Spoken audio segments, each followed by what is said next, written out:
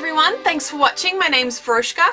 In this video I'm going to show you the brushes that I think are essential to have in your makeup kit. So these are the basics that everybody should have if they really want to do their makeup and want to be able to recreate any particular look that I show or that any other beauty blogger shows or that exists. All these brushes should be able to do that for you. Does that make sense? Hope so.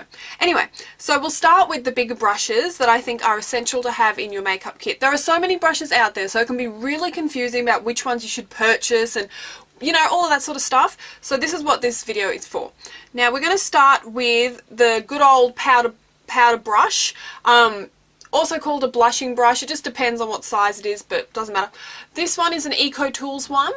And it's a fantastic brush. I would definitely recommend having a powder brush like this. You can use it for your blush, you can use it for all over your face, for lots and lots of different purposes, of course. It's nice and big. You can use it for bronzer, you can use it for highlighter. I'm not going to go into what you can use each individual brush for, I've realised, because now that I've started talking about this one, I think that I might never stop and this video will end up being 20 minutes long.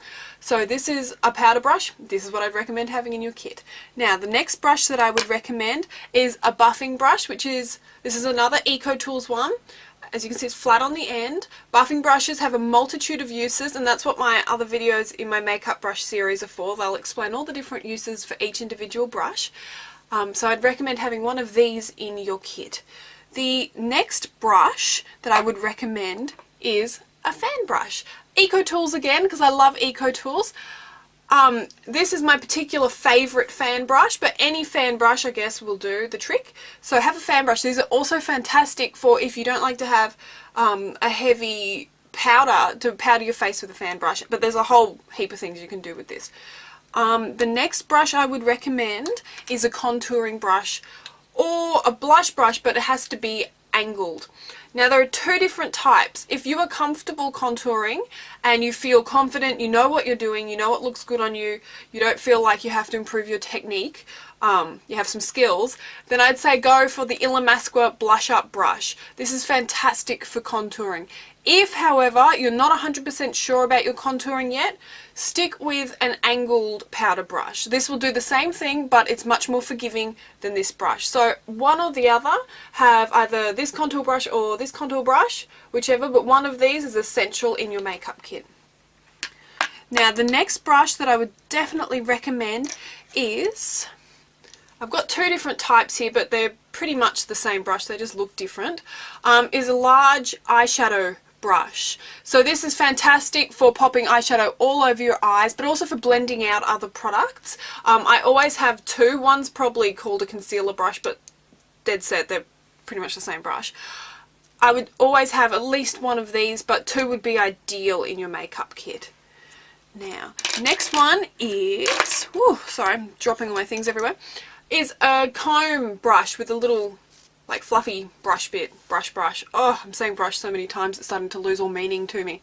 If you can find one of these with a steel comb on it, buy it, because those things are worth their weight in gold. They are fantastic, but once again, combing out clumps in your mascara, neatening up your eyebrows, this is an essential. This is a really basic brush that pretty much everybody would have in their kit if they're doing makeup. Now, my favourite of all brushes is the angled brush. I use an Eco Tools angled brush in all of my tutorials. It's got some brow powder on the end because that's what I use it for. Now, you want to have an angled brush. These are perfect for eyeliner, eyebrows, cut creases, all sorts of things, but you want to get a really good one, and I always recommend either Eco Tools or Illamasqua. I have a lot of angled brushes. And there's more. I'm sort of addicted to them. I just love them. They're one of my favourite brushes of all time.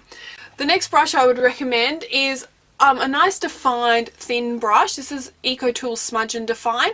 I definitely recommend having one of these because you could use it for your lips, eyes, all sorts of things, blending out eyeshadow, blending out eyeliner, gel eyeliner. Definitely have, I'll show you a bit closer, one of these thin brushes in your kit. Next one is a blending brush.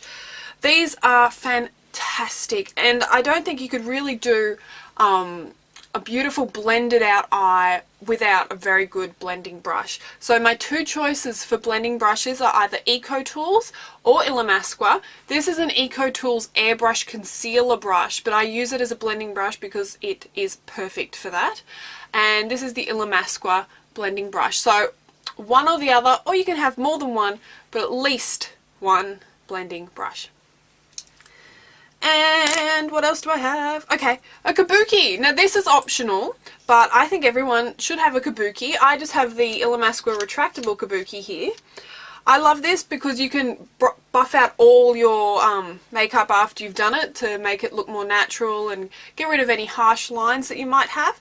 But also just for face powder, and because it's a retractable one, you can carry it around in your purse if you get any fallout. But if you use Eye of Horus mascara, you're not going to get any fallout. But it's perfect. I like a little kabuki brush in my kit. There's lots of different things you can do with it, and bronzer and highlighter are two really great uses. Does that make sense? Kabuki brush is perfect for bronzing and highlighting. And just some little tools that I think that we should all have as well. A multitude of sponge tip applicators. They are so versatile. I use these for my lipstick as well. All sorts of different eye looks. When I'm working with cream eyeshadows, these are fantastic, or cream highlighters, all sorts of things. And also just to neaten up under my eyebrows or under my eyes, I use sponge tip applicators.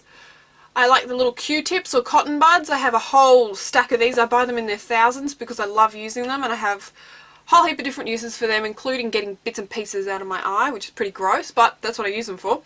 And a lip brush. Any lip brush. I use a little Natio lip brush here. It's a cheapie, but it does exactly what I want it to do. But once again, you could also use that Define brush that I was showing before to do your lips. And a really good pencil sharpener. I have the Eye of Horus pencil sharpener here, which is my favourite. You know those pencils that are too thick or too thin to be sharpened by a normal makeup sharpener? You know, like it's just too thick, you get it in and then you can't get it out, or it's too thin, you put it in and when you sharpen it, it gets all whittled and weird at the end. Well, the Eye of Horus sharpener is sort of like the Mary Poppins of sharpeners. Any pencil will fit in it, and it sharpens perfectly, and it has like a little, the sharpened bits don't come out and get everywhere and smudge everywhere. So I would recommend one of those. Now you might have noticed that I didn't have a foundation brush or an eyeliner brush in my essentials for makeup, because I really think they are optional. I barely ever use my foundation brush. This is an Eco Tools foundation brush, and it is fantastic. There's nothing wrong with it, but I don't think that you really need one. Sometimes using a foundation brush to put on your makeup is just an extra step, and you just don't need to go through that. You can use your fingers. I use my fingers to do my own foundation. I use my fingers to do clients' foundation because it warms it and it smooths it in, and I find if I use a buffing brush over the top of that, that's all I need. That buffs it and polishes it and makes it look perfect. So I don't really need the foundation brush. It's up to you though. If you use a lot of cream blushes, you might want one. And the angled eyeliner, well, I've got an angled one here by Furless. Now this is also a fantastic brush, but I don't think it's an essential. I prefer to use an angled brush if I'm going to use anything to do my eyeliner with. I prefer to use that. Sometimes these sort of annoy me. I don't know. I'm just not a big fan of the very thin brushes. But it is personal choice. But if you were to ask me, it's not essential.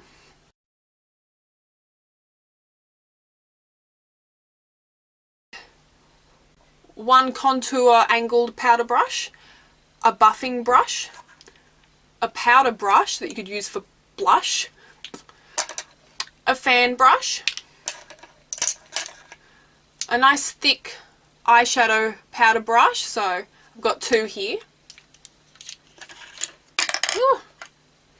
One of these, comb brush, angled brush, a thin define brush, a blending brush, and then just a lip brush and your tools, including the sharpener and the kabuki brush. That's what I'd recommend in your essentials kit. If this helped you at all, please hit subscribe or like or something like that. And also head over onto my WordPress site because I will go into more detail about each individual brush. If you're not already my friend on Facebook, come and join me, come chat. I would love to hear from you. If you think this video is going to help anybody that you know, please feel free to share it. I would absolutely love that. That's all I've got to say. I will see you at the next tutorial. Thanks for watching. Bye guys.